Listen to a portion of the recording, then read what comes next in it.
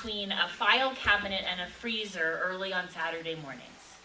Not the freezer on top of the refrigerator in our kitchen, but the full-size appliance my mother had put in the corner of our small sunroom. She'd bought it to store the kosher meat she got flown in from the mainland every few months.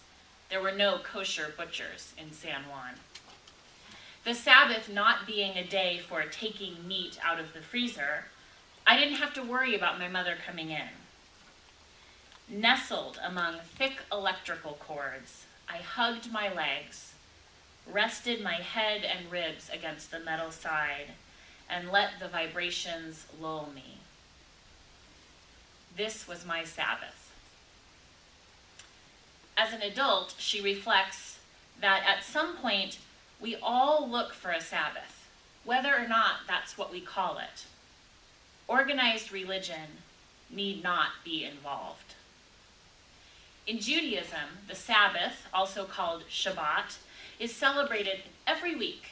It's the best holiday. It happens every week, from sundown on Friday night to nightfall of Saturday. In Hebrew, Shabbat means resting. According to the book of Genesis, God created the whole world in 6 days. And then on the seventh day, God refrained from creating and rested. And so humans do likewise. It's a day set aside for connecting with the people in our lives, which is why it's sometimes called the ancient equivalent of social networking, catching up on all the news. All kinds of meals and gatherings are common.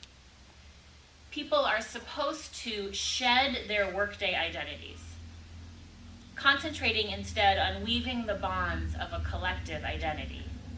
And so in my own life, as someone who grew up in a Jewish and Unitarian Universalist home and considers myself both a Jew and a UU, this means that on most Fridays, my spouse Amy and I follow our own modern version of these ancient traditions.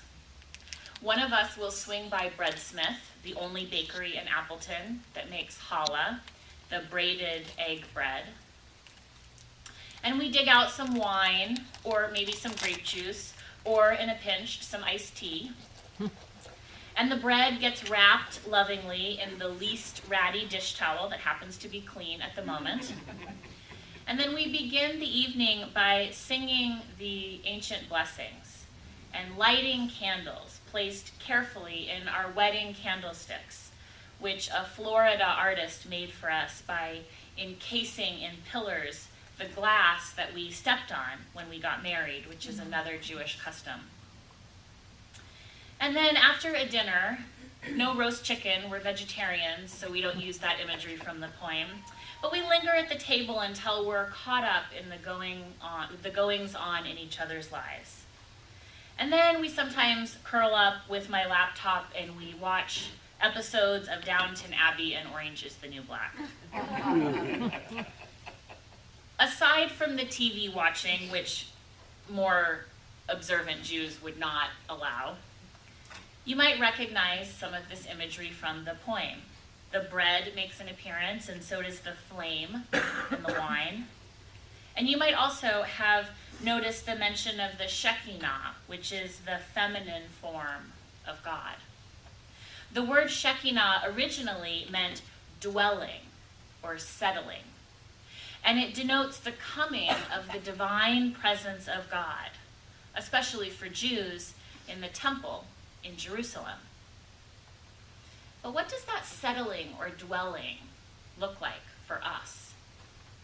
Maybe a more Unitarian Universalist version of this question is, what does it feel like for a spiritual presence to settle upon us as we rest and recharge?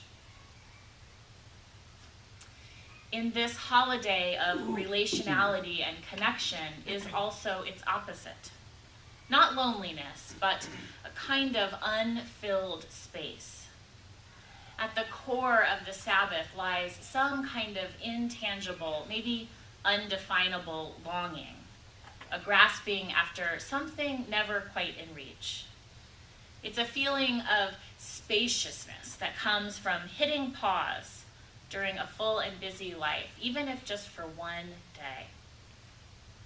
I think this is what Judith felt as a child when she curled up and leaned against that freezer. Connection with her own quiet, holy center. Kadosh is the Hebrew word for holy, and it's one of my favorite sounds in Hebrew, a language I don't really know but like to hear and like to try and get my mouth around. And so I want to say it again, and I want to invite you to say it with me. Kadosh. Kadosh. Doesn't it sound fun and sacred at the same time? It comes from a root that means separate or apart, withdrawn. And that suggests another aspect of Sabbath keeping. For me and my partner, sometimes it takes the form of us working quietly on different projects in companionable side-by-side solitude.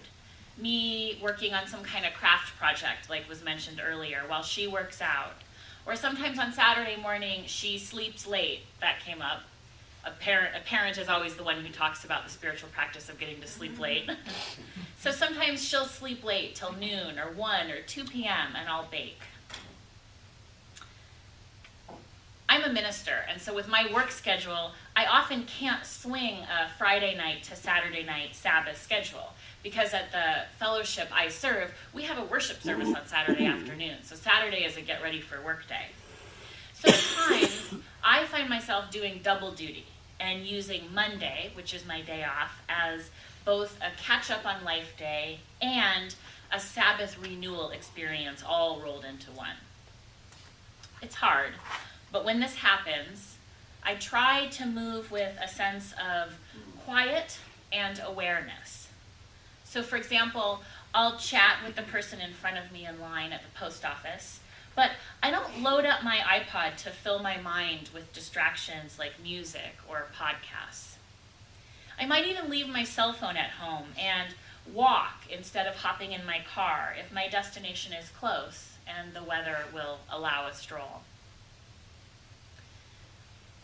Shabbat isn't a period of inactivity, although that is how the dictionary would define rest. It's about carving out time to live in a beautiful, purposeful way.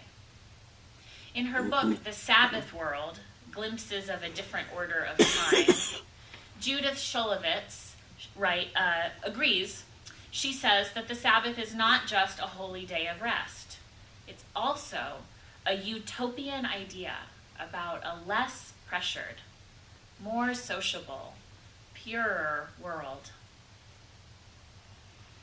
The root of all this tradition is the fourth biblical commandment. Although in Judaism, the commandments are often called the 10 sayings or 10 declarations. So here's the fourth one.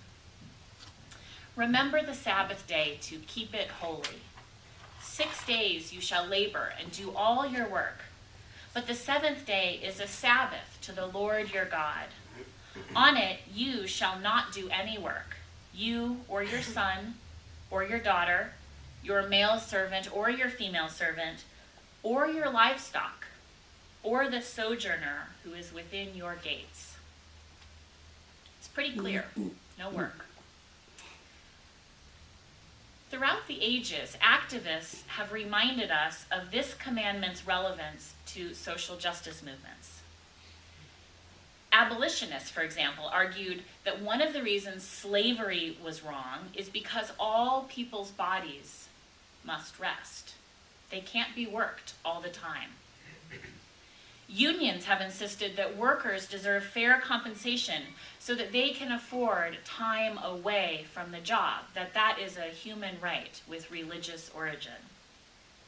Environmentalists and food justice advocates argue that even the land and animals must cease productive employ and experience their own forms of regular renewal. And today's proponents of just immigration policy point out that there is a particular provision in this commandment for the humane and equal treatment of those who come from afar.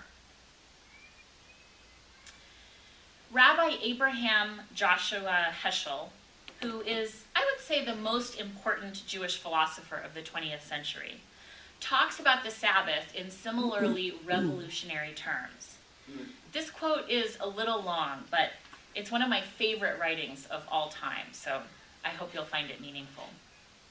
He writes, "There is a realm of time where the goal is not to have, but to be, not to own, but to give, not to control, but to share, not to subdue, but to be in accord.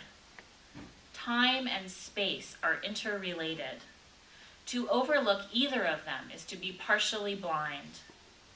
What we plead against is humans' unconditional surrender to space, their enslavement to things. We must not forget that it is not a thing that lends significance to a moment. It is the moment that lends significance to things.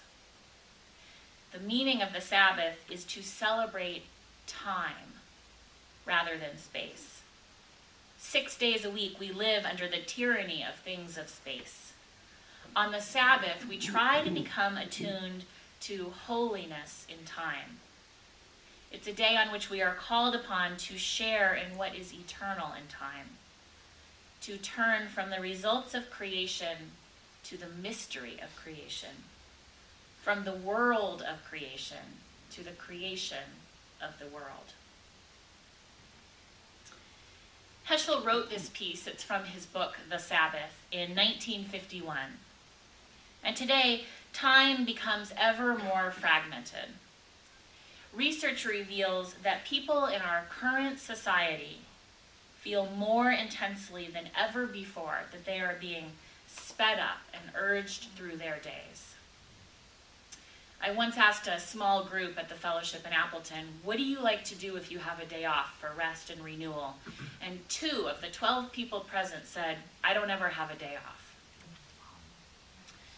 Economists and sociologists agree that compared with just half a century ago, more people in this country work during traditional off hours. This is life in an industrial and post-industrial and post-industrial society. And sometimes all our busyness makes us less likely to consider whether there are ways to not just work more and faster and harder, but to work smarter in a deeper and more holistic way. I know that I have not always approached this act of balancing in the best way. And I also know that you here at Open Circle are thinking about how to move towards getting more professional ministry, or thinking about what your next steps moving forward are going to be as a wonderful congregation looking at your own future. And so I thought it might be helpful for you to hear a little bit about how I, as a minister, balance this push-pull of getting to do incredible, amazing work that sometimes leaves me feeling a little overbusy, a little overscheduled. So my first year at the fellowship in Appleton, I fell into the trap of thinking that the best way that I could stay prepared for my wonderful work was to make sure I was always and completely immersed in it, every second. So if I had a single moment to spare before my head hit the pillow, I would go over that board report again. And if skipping lunch every once in a while meant I could fit in another meeting across town, then I'd schedule it. And don't get me wrong, those reports and meetings are important tasks. I learned from doing them, and I enjoyed them for the most part. But the summer after my first year, I rediscovered something. I took some study leave to finish the book that I was co-editing. It's called Jewish Voices in Unitarian Universalism. And if you don't mind my interrupting your sermon with a little product placement, I do have a few copies with me for $14, and I'd like to leave one for your library as well, if you have a library. So I did some work, and I took some vacation time. I visited some friends and family. I went camping. I soaked up some big city life. What I rediscovered is this: stepping away, even from meaningful work that brings me so much happiness and satisfaction, helped me return refreshed with so much more patience and creativity than I ever thought I could have. I was better able to work smarter in a deeper and more holistic way. To put it simply, I bring with me more joy after a time of Sabbath. Call the Sabbath a delight, the prophet Isaiah said. And indeed, rabbis throughout the ages have decreed that the Sabbath must be a time for joy. They've sometimes at different periods in history even instructed that people ought to spend time having sex and getting drunk, although I'm not making any recommendation for or against that. But the general point is that rest and renewal need not be boring and miserable. We're supposed to immerse ourselves in that which brings us delight. Gardening, napping, catching up with friends, doing art, making music, experiencing music, cooking. A day of fun that includes play. Not all religious communities of Jews and Christians and others who have been influenced by this Jewish practice of Sabbath keeping have always had such open-minded and expansive interpretations. I would say that every single one of the ideas we brainstormed collectively earlier fit within my understanding of a Sabbath activity. And not all religious communities would agree with that. The more top-down, hyper-authoritative style of legislating periods of rest is there, it happens, and it'll continue to be popular in certain communities. But that's not the best of the Jewish legacy. It's not how I understand the holy, and it's not how I think the holy wants us to act in its honor. I personally have decided to live within the commitment of keeping a Sabbath. This is a choice that may or may not be relevant to you in your own spiritual path. But for me, honoring the holy doesn't mean groveling before some rigid idea of a God who peers down from above to judge whether or not I'm doing it right. Rather, it's about honoring, and I often translate honoring to loving creation. To honor the holy is to love the world and to take pleasure in it.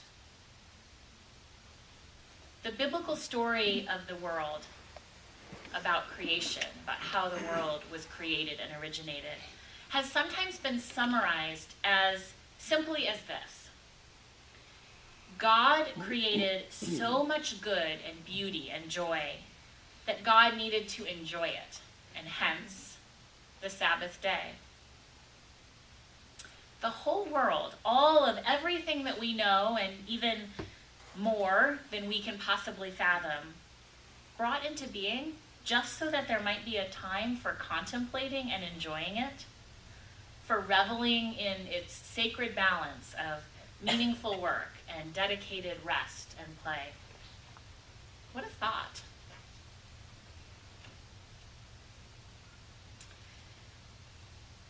We know our world is not really that harmonious.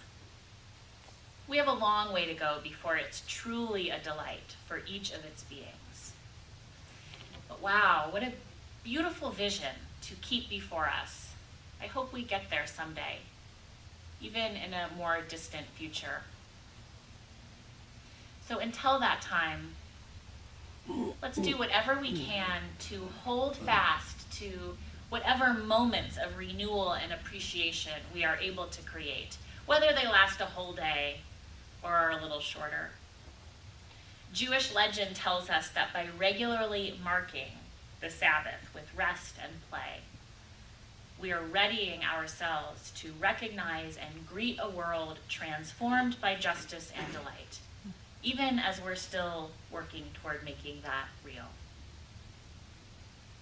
So I hope that you set aside time for delight, that you make time to to weave bonds of community with each other, to rest, to spend some time listening to your own heart. I think it'll return you refreshed to the world. May it be so.